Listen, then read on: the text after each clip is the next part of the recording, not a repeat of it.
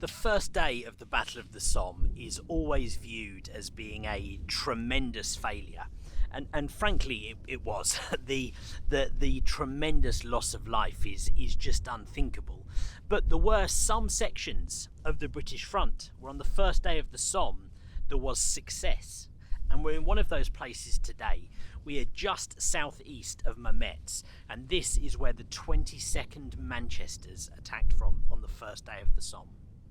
Where we are right now, these fields in front of us, with Mametz in this direction over here. This section of the front line was commanded by Lieutenant General Horn. His force consisted of the 7th and 21st Divisions here along this section of the front line. Facing them was 6 battalions of the German 28th Reserve Division. In the lead up to the battle here, before the big push, Captain Charlie May of the 22nd Manchesters wrote in his diary. He wrote, "But it is the thought that we may be cut off from each other which is so terrible, that our babe may grow up without my knowing her and without her knowing me. It is difficult to face, and I know your life without me would be a dull blank. Yet you must never let it become wholly so. For you to be left with the greatest challenge in all the world, the upbringing of our baby.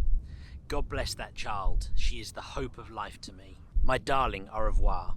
It may be that you will only have to read these lines as ones of passing interest. On the other hand, they may well be my last message to you.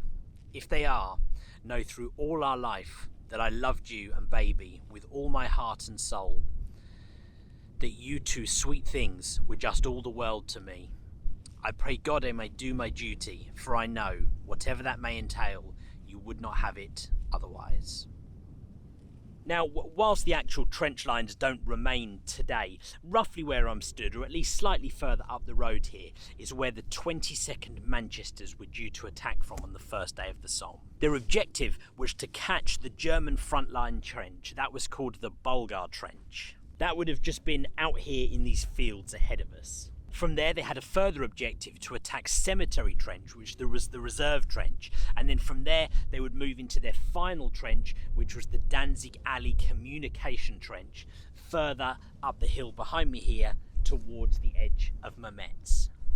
As with most sections along the front line of the Somme, the attack here was going to start with an artillery bombardment of the German front lines. One of the main differences here was that artillery bombardment was largely successful and had nearly obliterated the German artillery. Early morning, the 1st of July, the first day of the Somme, Charlie May wrote in his diary again.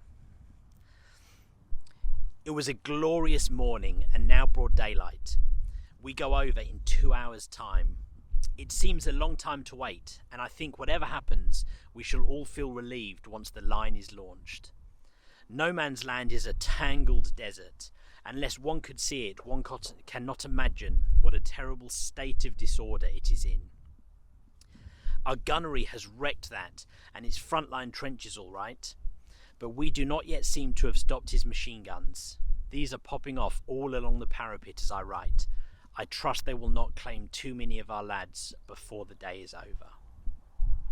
So Charlie May has referenced there the artillery bombardment. Now, of course, this area that would have been no man's land behind us is lush, green and farmland right now. It would have looked very different from this in 1916. This would have really been a wasteland of artillery craters and barbed wire, and of course mass death and destruction. Now, the thing that concerned Charlie May was absolutely the problem, was that although the artillery bombardment had been hammering those German front lines, he could still hear the machine gun fire, and they knew, the guys from the 22nd Manchesters knew that when they went over the top, they would be walking into that machine gun fire. At 7:30 a.m, Captain Charlie May led his 22nd Manchesters out of their frontline trench, which would have been probably along this road here behind me, and they would have advanced up this hill across these fields right here. Now, the 22nd Manchesters crossed no man's land behind a creeping barrage, and this was going to prove to be really successful because they advanced behind that barrage and they actually managed to drop down into the Bulgar German frontline trench and capture their first objective with relative ease. From there they pushed on to the secondary trench called Cemetery Trench, and actually they took that as well. But it was at this point that they started to come under fairly heavy machine gun fire from the Danzig Alley communication trench in the German reserve line. Now the problem here was that where they were getting bogged down, they were falling behind that creeping barrage, which had then pushed on to the further objective, leaving a lot of those German defences in Danzig Alley still live and active and firing at the 22nd Manchesters. The fighting between Cemetery Trench and Danzig Alley Trench raged back and forth for hours, but at about 4 p.m, the 22nd Manchesters pushed forwards and managed to capture Danzig Alley itself. Now from here, we're going to move up to where Danzig Alley Trench was. So I've just moved up to the other side of those fields now. Now where we were was across these fields here behind me. You can kind of see sort of in the distance there's a barn. Well, that's roughly where we were, a little bit past that. So that is where the 22nd Manchesters attacked from, and this is where they took their final objective at Danzig Alley.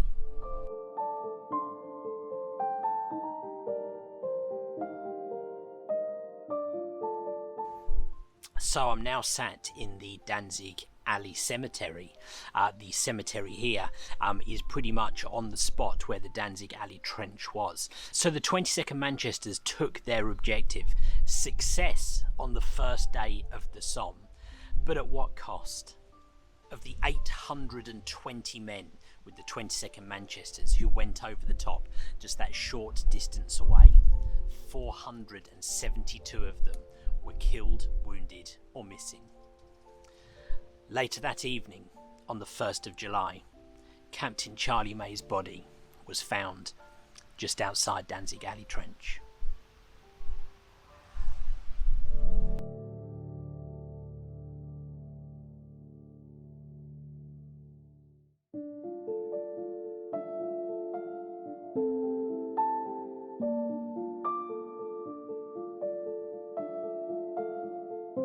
And here we are in Danzig Alley Cemetery, the final resting place of Captain Charlie May.